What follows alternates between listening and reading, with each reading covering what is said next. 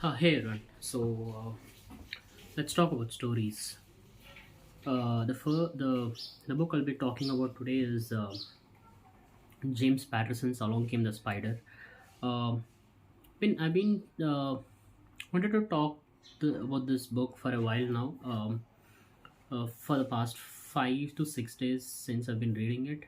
Um let's talk about the writer first, James Patterson. And if you don't know him, he's the world's most best-selling writer. I mean, he's a pretty big deal uh, in the novice book reading niche, right?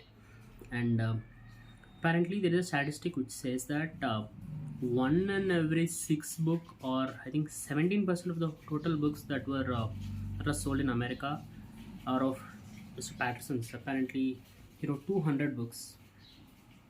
And when I learned about this, I thought no human can generate 200 compelling stories, that to write them.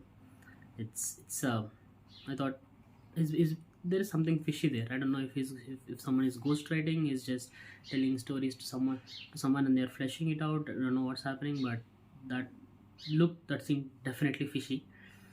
And again, coming back to the novel itself, Along Came the Spider. It's a detective fiction. It starts with this main character called Alex Cross, and uh, apparently James Patterson have 20 plus sequels on the same character. And Along Came the Spider is the first book of this uh, 20 odd novels that have this Alex Cross character. Yeah. And Alex Class is a African American detective in what was the place? It was, I think, North Carolina. I think it was North Carolina. Yeah. And and suddenly two young children goes missing. Two little children, 9-year-old children goes missing. One of them is the daughter of a famous actress. The other is the son of some politician. Okay. And parallelly, there are brutal killings that were going on, mostly in the black neighborhood. And uh, and these guys, like this Alex Cross and his partner, gets involved into this, both the crimes and uh,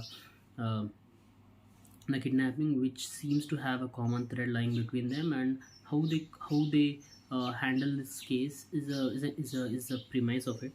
But for the first half, this antagonist, like Gary Sanji, is a psychopathic maniac who that you find in any crime novel that you pick, right?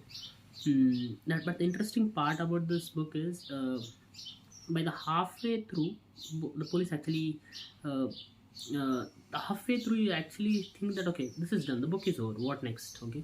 Now, James Patterson adds a subtle new twist to the crime genre, and deals the first half is all gore, killing, trying to find him and all this. You don't know where the time is going, and you actually feel pretty invested in the novel, right? Because obviously, who don't like this popcorn fiction that we once a while we crave this popcorn fiction that has no substance, no style, just the glitz, right? Just the spicy, racy things that we crave for. So this is one of those books, okay? And yeah, after the first half is done, I mean, you think that, okay, the crime has been solved, okay, it's done.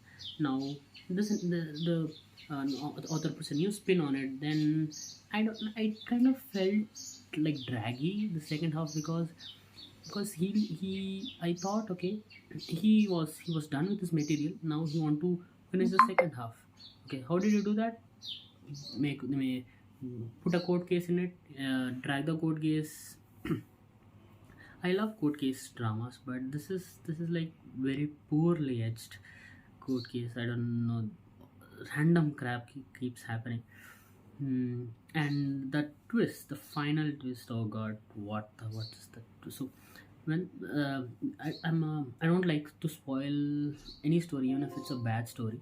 Um, So when the twist comes in, you actually, on the back of your head, you realized, okay, when the character involved in the twist was introduced in the first place, and okay, you actually know that, okay, the way she was behaving, you understand, okay, she is definitely in it, right?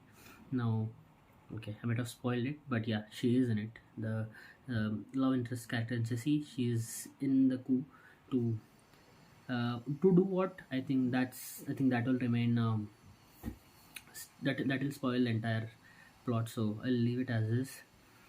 She is in the coup, and that is a very very bad twist to begin with, and the lines are so cheesy, and the, literature can't be cheesy and still good, right? So even if a story is good, it should be backed by a strong literature, strong. There is no author viewpoints. There are no points. There are no lines that makes you think. Okay, the lines are so bad, so bland. It's like, you ask one of those cheesy rom-com writers to write a crime fiction, or I don't know, it's crap, man. The literature quality is 0 out of 10. uh, I don't know how people keep sitting it. Probably it's one of the guilty pleasures. So I don't want to make it mine. I don't want to keep on reading this James Patterson's. The when I first the for the first time when I heard, it was around 4 or 5 years back. I think 6 years back, right? When I was searching for the book series, I found this series called Women's Murderers Club. The title seemed interesting, and I realized, okay, there's this James Patterson guy who wrote this Murder Club. Okay, that somehow slipped through my bucket list to read, and I forgot about it. Okay, now when I was the last week or some time, okay, I thought, okay, let's try this guy. Let's see.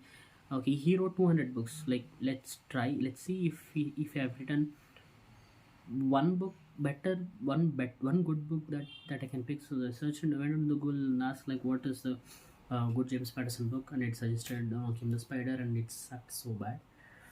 uh, it's not like there is a way to make the make detective fiction readable, right?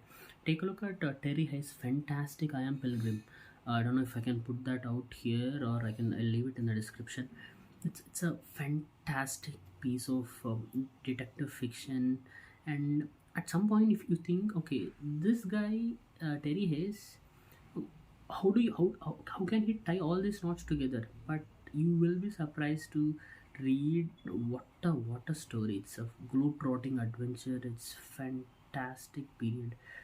Yeah, or else Sandrone Dazieri's three novel series featuring Colomba Caselli and Inspector Dante. So it's also, I don't know if it is an Italian or Spanish writer. I think he's a Spanish writer. And it's a fantastic piece of detective fiction, along coupled with the strong literature. Hmm. Yeah, you should. I'll try to leave that in the description, so take a look at them. And yeah, that's me venting out about James Patterson's Along Came the Spider. That's it. Let's talk about stories the next time. And nobody's watching these. No, nobody have watched the first episode anyway. It's been 3 days, but that's fine, right? I'm recording this to just to talk. I don't care if you listen. I'm just putting it out there. Okay.